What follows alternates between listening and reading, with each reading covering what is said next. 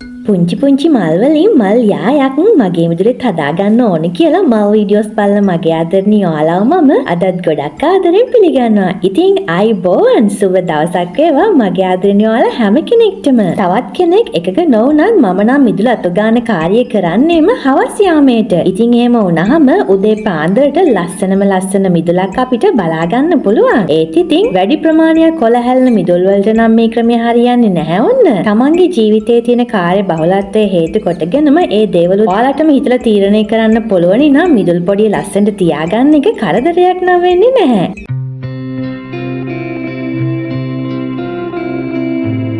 ඔන්න ඉතින් අද නම් මට මේ මිදුල් පොඩි අතු ගන්න උනේ උදේ පාන්දර. පුංචි කැලෑවක් වගේ ස්වාභාවික ගති ඉස්මතු කරන පුංචි මිදුල් පොඩියකට මං එදා ඉඳලම ආස කරා. ඉතින් හෙවන හදාගන්න එක තමයි මට ලොකම අභියෝගය වෙලා තිබුණේ. මොකද අපේ මිදුලට වැටුනේ කට්ටවුවා. දැන් නම් දෙයියනේ කියලා මිදුලේ පුංචිම පුටුවක් තියාගෙන වාඩි වෙලා බලන් ඉන්න පුළුවන් තරමේ හෙවණක් හම්බ වෙනවා. ඔයාලා දන්නවද හුඟක් දවසකින් මට වීඩියෝස් කියන බැරි වුණානේ. ඉතින් හුඟක් අය ඉල්ලීම් කළා මිදුල වටේ පොඩ්ඩක් පෙන්වන්නකෝ කියලා. ඉතින් ඔන්න ඒ ඉල්ලීම ඉටු කිරීමක් හැටියට අද මම මගේ මිදුල් පොඩිය වටේ පුංචි රවුමක් ඔයාලව එක් කරගෙන යනවා. එහෙනම් මම නිහඬ වෙන්නම්. ඔන්න ඉතින් මේ මල් අනිවාර්යෙන් දැන් නම් ඔයාලා ළඟ තියෙන්නටම ඕන.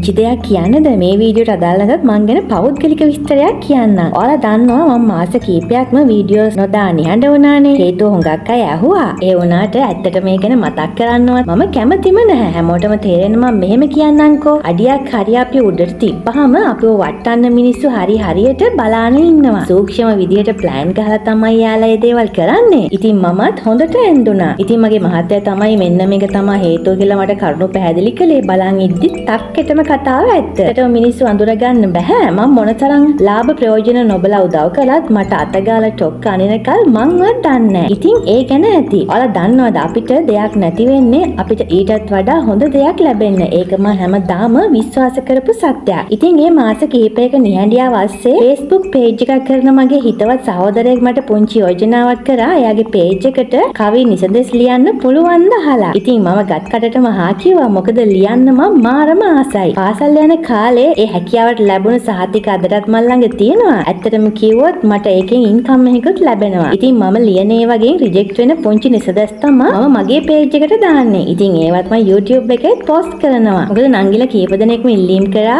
එයාලා TikTok Facebook වල නැහැ. පුළුවන් නම් post එකක් විදියට YouTube එකට දාන්න යාලට කියවන්න කියලා. අනේ ඉතින් ඒ හැම කවියක්ම මගේ ජීවිතේ නෙවෙයි යන්නේ.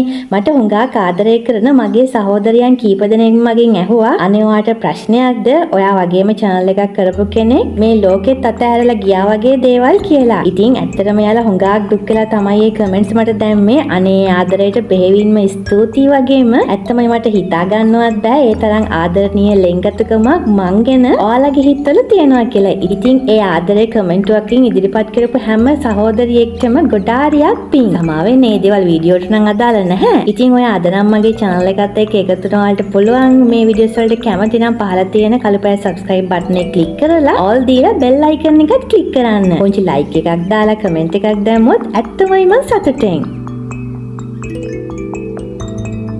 ඉතින් ආයිමත් ගිහිල්ලා හැමදාම කට්ටාවුවේ පිපෙන ලස්සන මල් වර්ගයක් ගැන ඔයාලට ඊගාව වීඩියෝ මම අනිවාර්යෙන්ම ගේනවා. ඒ වීඩියෝ බලන්න ඇදිලා ඉන්නේ කියලා ආදරෙන් ඉල්ලන ගමන් ඉතින් ඔන්න යන්නයි සූදානම. ඉතින් ආයිම ගිහින් ඔයාලා හම්බෙන්න ආයිමත් එනකල් පුංචි පැටවුව එක්ක සතුටෙන් පරිස්සමින් ආදරෙන් ඉන්න. එහෙනම් ගිහින් එන්න.